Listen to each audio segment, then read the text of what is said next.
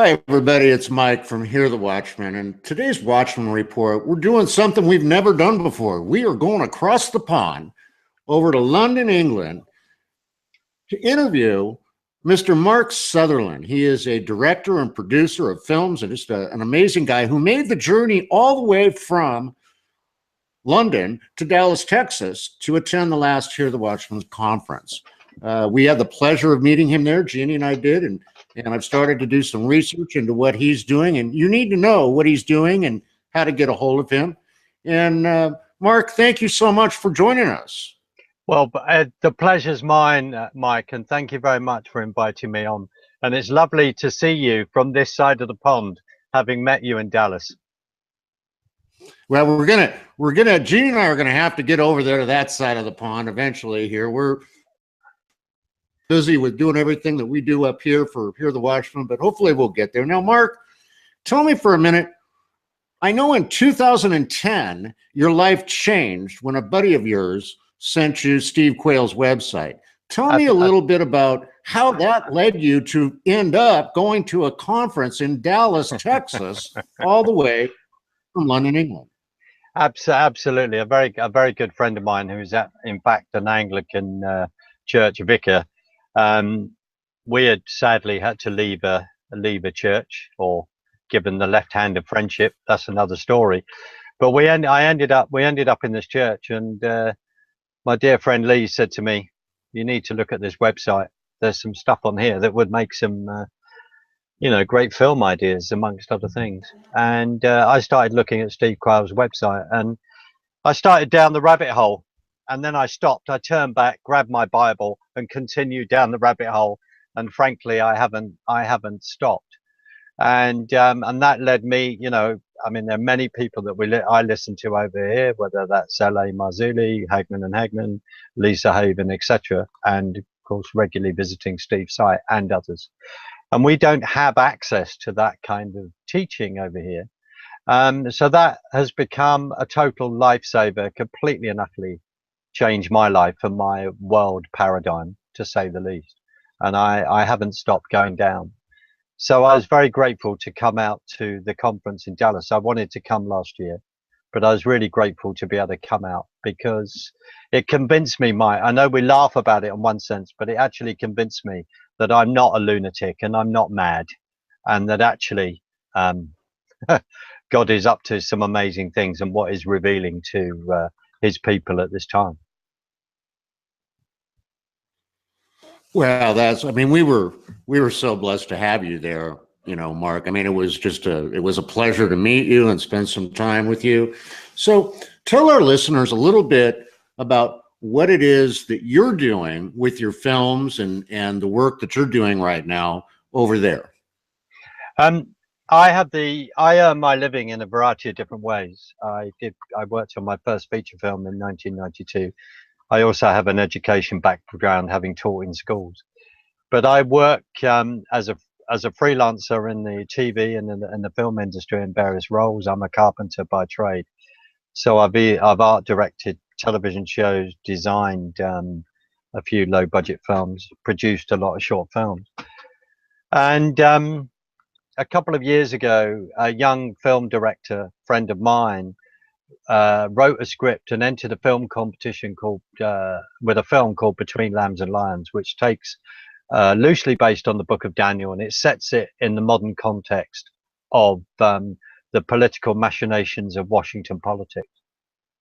And that also having read Pamela Geller's book, which I'm just looking at it as I've got here, Pamela Geller's book, the post-American president, and various other things, and listening to other things that have been going on in your nation, I was really led to make that film. And that's what then has led to all the interest that I then have had in your presidential race. We've done Brexit, you've elected President Donald Trump. So that's one of my films. There is, a couple of years ago, I co-produced one about a fairly nefarious robot that had about 1.5 million hits on YouTube and various hits around the world. So I get up to all sorts of things, and I passionately believe that this medium, you know, to make films, etc., is a way that we need to passionately use to communicate. But for me, between Lambs and Lions, I would never have thought that that would end up me being able to have the privilege to do radio on your side of the pond, and all the connections that I have with your nation. And that's been, you know, that's been a real privilege and been very important. So in a nutshell, if I'm not doing that, I then seek ways to fund the films, because it has to be all independent. And you just have to wheel and deal and find the money to make things happen. And that can be extremely challenging. Well, that is always a challenge, is to raise the money. And folks, you know, when we're done with this interview, we're going to give you a way to connect directly to Mark. If you can help him out, you need to help him out, because, you know, on that side of the pond, we were just talking before we went on this interview. He's having trouble even finding where the remnant is there. Mark, do you think the church is dead in England? What a question. I would immediately say in certain areas, yes, I think it is. I mean, someone, I think it was Steve Quayle that coined a phrase, and we say it respectfully, which is, you know, it's a bit like when we say that Elvis has left the building. And for some of us, Jesus has left the building and we have followed him, whether Jesus was there in the building in the first place. And let's be frank, I mean, we don't have time to muck around. I think that there's a lot of empire building, a lot of games that are going on. And it's in certain quarters, I think it's very, very serious. I don't know about you. I don't play golf, but the problem is, to me, a lot of churches seem like golf clubs and social clubs, and I don't really have time for that. I think in certain quarters there are people that are very, very much alive, but they are finding it difficult, like me, to actually function within a sort of a typical sort of church structure. And I've been a Christian since I was 18, and I'm 53. But you know, that's quite a time. Mike, I think I have to, like others, we have faith that there are shoots. It's a bit like the parable of the wheat and the tares. We're finding out who are the wheat and who are the tares, and it says that very clearly in Scripture. And at times, that's not very comfortable to actually find out. Well, amen, brother. And I'll tell you, we want to do everything we can to help you get the word out there. Now, you guys, you know, it's interesting because one of my daily sources that I go to get the news is the Daily Mail, which is UK based. And I can get more information there than I can get here in the United States. But what is going on with mainstream media in London? Are they getting with it, or are they just as blind as they are here? Well, I think they're just as manipulative. I mean, one thing that I would, I mean, having this privilege of this conversation to say to you, if we go back to the presidential election, I mean, it was unbelievable. And I freelance at the BBC. If they catch me saying this now, well, we'll just deal with that. There was an anecdote that inside the building of the BBC, a friend of mine had spotted that there was a big poster of Hillary Clinton, but there was not a poster of Donald Trump to be seen. And as far as I'm concerned, there has been, collusion. I mean, still to this day, some of the mainstream media find it hard to even say President Donald Trump. They call him Donald Trump. That typifies it. But in the presidential race, some of the lies, some of the things that came out was exactly the same. When they accused, give you two examples. So when they accused Donald Trump of taking the mickey out of a disabled journalist, which he did not, that was up front on the BBC News, one night. And I remember walking in there and thinking, that's an absolute lie. Then you had another case where Hillary Rodham Clinton was giving a speech, and I thought, well, that's green screen. And then that came out about how she walked from stage right to stage left in front of various people, mobile phones. And this is on the BBC. This is the famous BBC, or the biased broadcasting company, as some people call it. It's a bit like CNN, the Clinton News Network, and all the rest. They have been at it. And then you go, yes, you go to the Daily Mail, then you go to the Telegraph as well. I mean, in regard to the whole Brexit debate, people were doing that. People were chucking out lies and et cetera, beforehand. I mean, I was in the studio, Mike, when David Cameron and Nigel Farage debated. I was actually in the studio that night, and I prayed all over that set. I deliberately worked out a way to, you know, go on that set as many times as I can to pray about that, because you could feel spiritually the sort of twisting of truth within the air. And that night, a lady who supposedly is a freelance journalist had worked for the Huffington Post as a plant.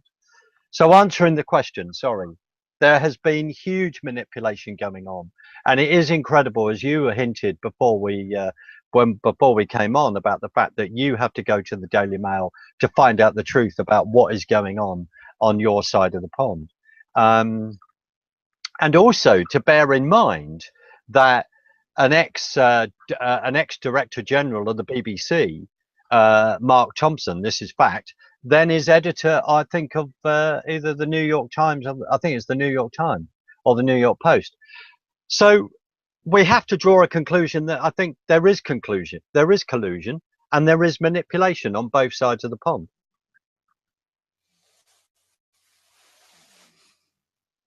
I think you're right. There is collusion, and they want to manipulate and tell us what they want us to hear.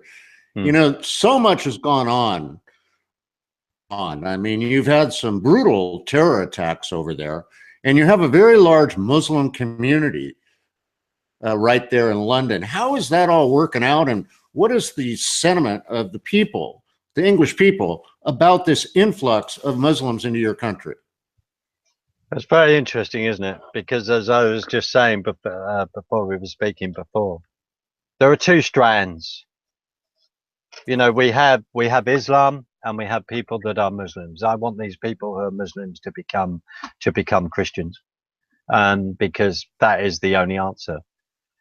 We are in a position where I think we would even have to question in certain aspects of our society the whole issue of free speech, because when our Prime Minister turns around and says it's a peaceful religion, then on a personal level with Islam, I then have to question that. Yeah, there are huge issues. There are issues, Mike. And then there is a lot of good work being done. If someone actually said, do we think there are no-go areas in London? I would turn around and say to you, on the one hand, I would say no, but then again, I'm a man. I would actually say no, there isn't. But on the other hand, there are videos, quite understandably, that are out there of various people who follow the faith of Islam telling various young ladies and all the rest to dress properly. So all those issues are out there. It's what's going on. I think people are beaten down in certain aspects of this in regard to political correctness and all the rest.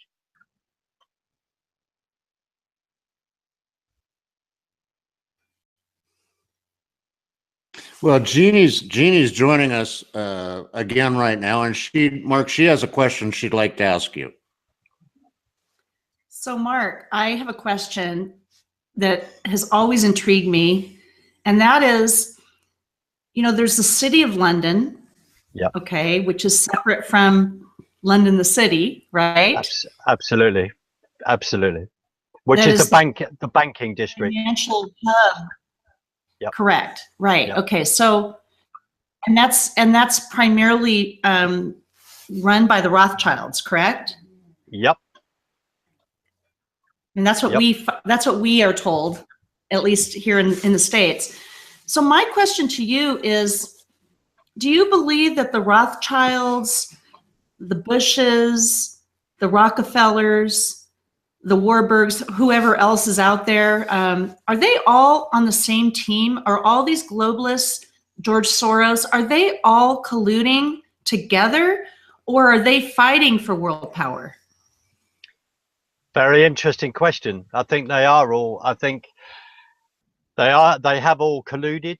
I mean, as you know, in 2002, when Rockefeller wrote his autobiography, and he was accused of, he said people accuse us of starting a one world government or colluding to do that, and then he turned around and says, I stand guilty as charged. I think there is. I think there's all a different pronged attack. Now, where I live, I live with around people who work in the banking industry, and there's Christians as well who wouldn't even understand how the Federal Reserve was formed on 22nd of December 1913 or wherever it was. Wouldn't understand that it came out of a discussion in 1910 on Jekyll Island, etc. Jeannie, you're right. There is a collusion. I mean, I don't have to tell you the history of the Bush family. I don't have to tell you the history of the Rucker family, where David Rockefeller, all linked with Aldrich and all the rest, or Allberg. It's there. It's all there. And in the end, as that book says, none dare call it conspiracy. It is a conspiracy. It's the greatest conspiracy ever, ever told, really. I mean, in many ways, you can't quite believe it. Within the City of London, there are very strong masonry links as well. And I mean, on your $1 note, when you turn it over, you've got the pyramid, haven't you? You've got the 33-degree explanation of all of that. I don't know if, Jeannie, hopefully I'm answering the question. The question is, yes, there is I believe in the end, there is a collusion. The big issue is that there is so much that comes at you that once you get deprogrammed, you see all this. And I use that phrase, you get deprogrammed and see it in a different way. Yeah. And you just see how all these different stages go on. Because there is, I mean, we laugh about it, don't we, in some ways, but there is the Matrix films, we've got the red, we've got the blue pill. And you step away from this and you start to see how mortgages, like with Fannie Mac and Fannie Mae, how mortgages, the whole mortgage things is pushed through. You go back to your country in 1997, where you got Larry Sussman turning retail banks into commercial banks and completely, opening all that up under Clinton to complete chaos. And we had exactly the same here. And then you have all the subprime mortgage stuff. Absolutely. But the other thing is, Jeannie, is that there are a number of Christians who are benefiting financially by working in that system. And they are. I may be about to see, a friend of mine is. I'll go and have dinner with him shortly at some point. And if I was to try and explain all this, I'm just viewed as a complete and utter lunatic. So sometimes we've just got to feed little bits of morsels. The two within the City of London, you've got, there are little dragons on as you drive in certain places, because the City of London has its own police force. City of London police force. So when you have the mayoral parade every year, two icons are paraded, which is Gog and Magog, and we all know where that comes from.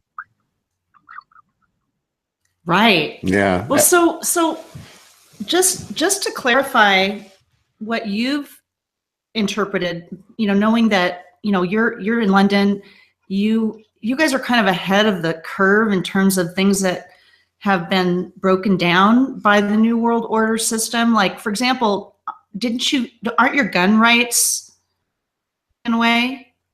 We don't have a Second Amendment, right? I mean, we don't have the Second Amendment at all.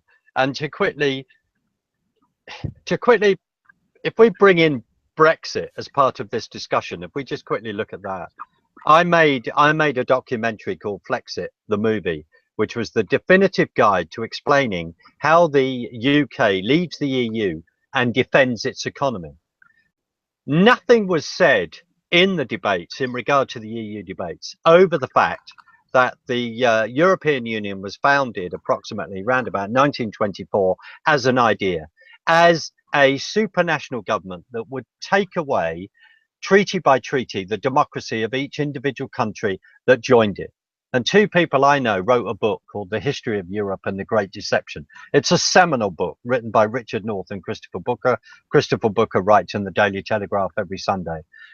that book confirmed what I thought. So asking this, we're to some extent not answering your question, but answering it. We have just come out of well, we have voted to leave tyranny. We have voted to leave that, where there is no, you are a representative republic, we are a democracy. And my own understanding that, and I'm not going to insult two wonderful Americans about trying to give you American history, but they are profound. In one sense, they're profoundly different systems, which we don't understand. But we have just come out of a supranational government, and we have now reached a point where our own swamp, the equivalent of the Washington swamp, has been exposed in the Houses of Parliament, where people on all parties' side, like with your Republic, the Democrats, you've got people on both sides that are colluding, and it's business as usual as long as we just continue to lobby. Over here, it's been exposed. People in the Tory party, people in the Labour Party, people in the Liberal Party, who have been on this EU train. And we joined in 1973. We were just taken into the Europe without voting for it. The then Prime Minister Ted Heath just stuck it into a small little paragraph and said, when we win the election, they won it in 1972, and the manifesto was there, we are just going to take you in. We then had a vote in 1975 to leave, but we joined a common market, Jeannie and Mike, not a political union. And it was confirmed the political union in 2010. And I will say this to you, and it's one of the other reasons I came to Dallas. It's an absolute miracle. It is an incredible miracle that we voted to leave. It was an incredible miracle that we voted to leave. And a lot of people have been praying for that. And as we have been praying to leave the EU, we then were praying for you with your presidential election. We then left a tyrannical, well, thank you guys as well, because I know the prayers were going across that pond on both sides. It was a huge spiritual battle. And on the evening of, absolutely, on the evening of the night before the vote, I actually prayed that there would be floods in London, that it would pour with rain, because then the certain yuppies would not be bothered to go out and vote, because they just thought they were going to walk this. And there was a massive lightning storm in southern England around the Hastings area, which is quite significant because of William the Conqueror coming over and all the rest. So it's quite spiritually significant. And so we voted to leave. But the thing is, and it goes back to the other things we were saying, is that people don't know that. They don't know the history of that. That was never explained. That was never, ever explained. And of course, it's caused a massive division in the church, because a lot of Christians going, we want to stay in Europe, where those of us are going, no, we wish to leave, because we have no right to give away our country under God in this way. We hadn't consulted on him. And the other key thing is that as a nation, they wanted to take us into Europe in 1958. And just remember that the Second World War, of course, had just ended in 1945. So they wanted to take us in 1958, 1961, and 1968. And each time it was no, no, no. So 1973, we went in. It may be slightly going off the subject, but it's to say to you guys and everyone else across in your great nation, the battle, the huge battle that has gone on, but the absolute war that has now broken out on both sides. I don't have to tell you that. You're fully aware of that, as we are. But I think a lot of people, I mean, it's a small people who are a group of people who are awake on this side. Yeah, well, amen. Excuse me, amen to that. You know, it's amazing the knowledge that you have and what's going on over there. We're going to want to have you back on our show. We're running out of time today. Excuse me, and we're going to try and get you exposed to some other people here on this side of the pond. Amazing stuff, folks. Mark, if people want to get a hold of you, if they want to find out about your films, how do they reach you? That's very kind of you. And then can I just say that fantastic to have this conversation, and I really appreciate what you've said. And just to say again that if by coming to the conference, it did my mental health the world of good, because I just convinced myself I am not mad. So just bless you for that. How they can reach me on Facebook, you can find me on Between Lambs and Lions, but I have another Facebook page called Across the Pond, for obvious reasons. But my production company is www.creativehubproductionslimited.com. You can find me there. But if you go on YouTube, please look up Between Lambs and Lions, the short film, which we would love to turn into a feature film, and just spread the word. But thank you very much, guys. I really appreciate that. Perfect. I have to tell you something before we go, that done on one side of my family, and my genealogy goes back to King Alfred the Great. He is I think my 38th great grandfather. So Wow. Learning that, I guess, maybe all of us can go back to him. I don't know, because the gene pool, is only so big, but it was really interesting learning about him and how he was such a man of God in the 9th century or the 10th century. And, so I have my heart it really goes out to the Brits, knowing that I have that heritage. And, we just love you guys so much over there, and the Christians that are trying to remain awake and trying to spread the gospel of Jesus Christ. And, God didn't church buildings onto us. He wanted us to go out and most of us are, Snapchatting and selfies and we're not even communicating, we're texting, we're not even talking to one another. So I just want to encourage you, not only through your film, but through people we're going to connect you with so that you can be on their shows, to reach out, one-on-one. And, there needs to be, a revival in England, just like we're, working on a revival here. So we are going to pray for that and get you connected to as many people as we can, Mark. And Mark, it's so true. I mean, this whole revival that we're going through needs to be global. Yes. And hopefully we can work with you to help spread that word. But again, I just want to thank you for taking your time. I know it's the evening over there, probably dinner time about right now. Yeah, I've got to run off and eat. So that's fine.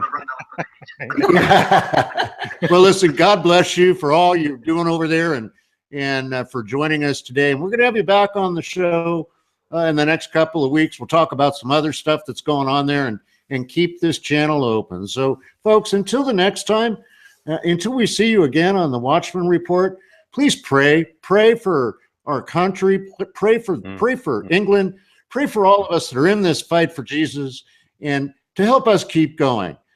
So to each and every one of you, until I see you again, God bless.